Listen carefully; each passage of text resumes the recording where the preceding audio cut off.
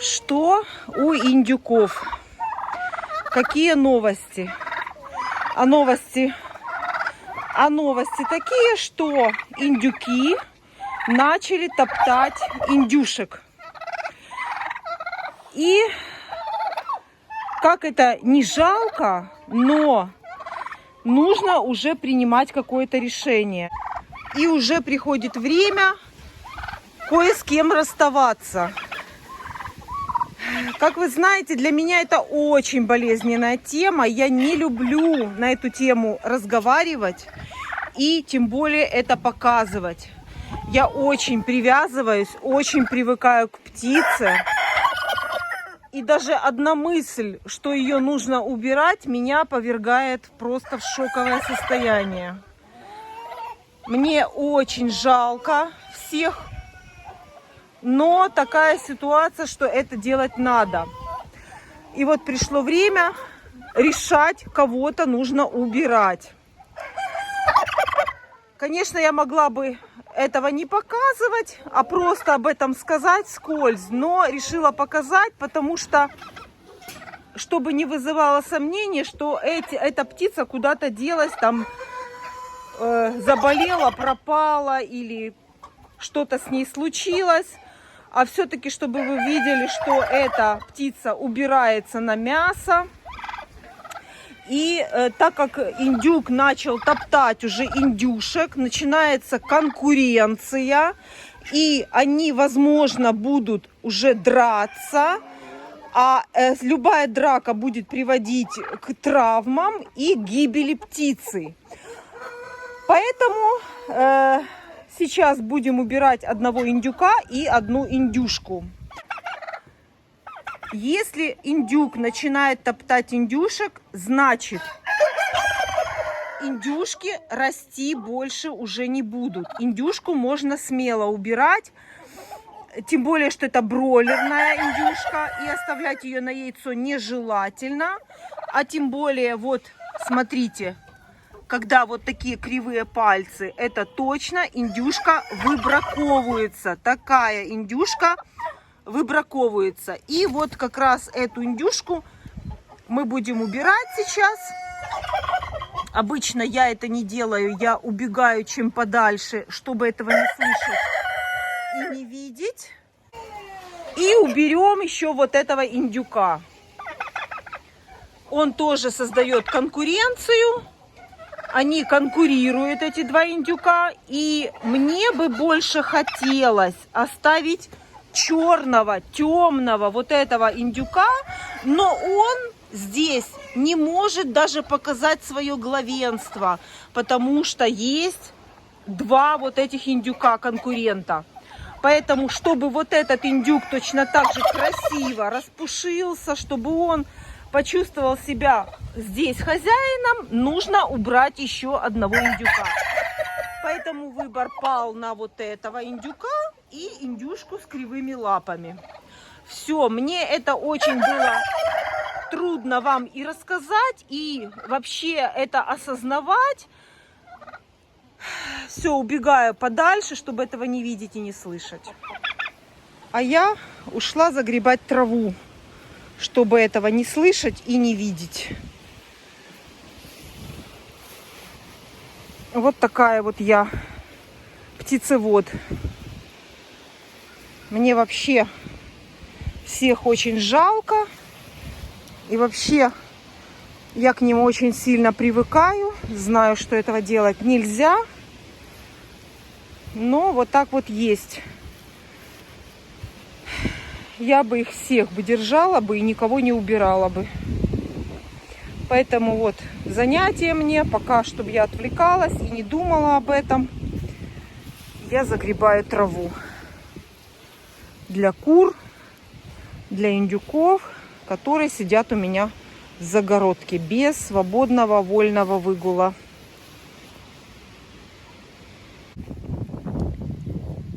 Индюшка 5300. Индюшка, девочка. А вот это вес индюка. Индюк меньше индюшки получился, потому что его обижал старший индюк.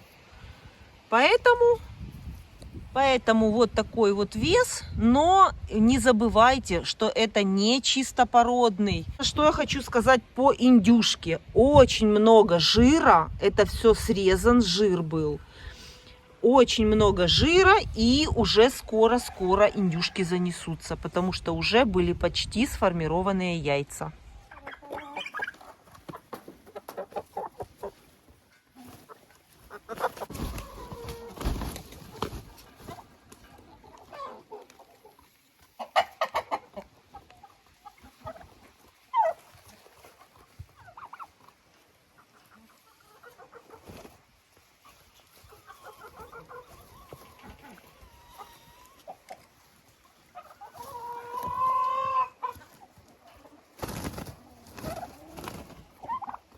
Вот такие дела у нас уже происходят.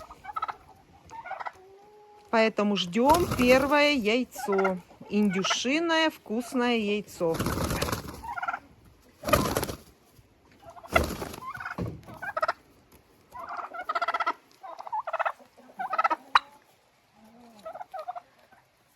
Индюшка была очень-очень жирная. Внутри очень много жира. А вот у индюка жира не было совсем.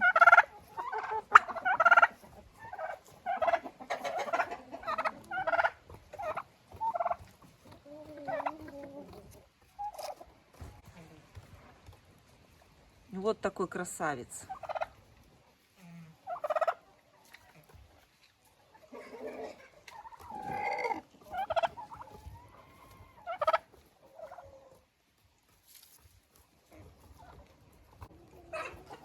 Индюку 5 месяцев.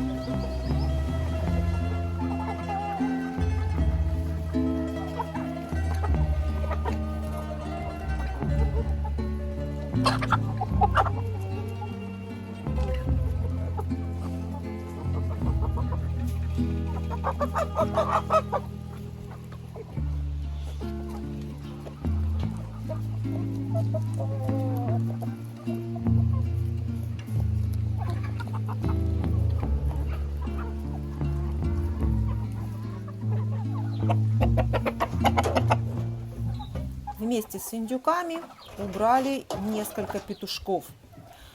Голошейку и коричневого, который жил в этом вольере вместе с индюками. И несколько петушков, которые жили в деревянном домике.